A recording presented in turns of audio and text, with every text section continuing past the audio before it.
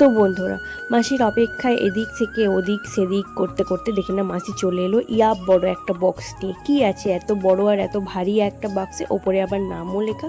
যাই হোক, আমার মাসি বাড়িটা দেখো, সেই পুরোনো দিনের মাটির সিঁড়ি আর এই যে ছোট্ট একটা ভিতর বার, এইগুলো কিন্তু এখন আমার মাসির বাড়িতে রয়েছে। আর সেই খিড়কির দরজা, মানে পেছনের দরজা, আর এটা হলো কুয়োটা যদিও এখন ভরে দেওয়া হচ্ছে।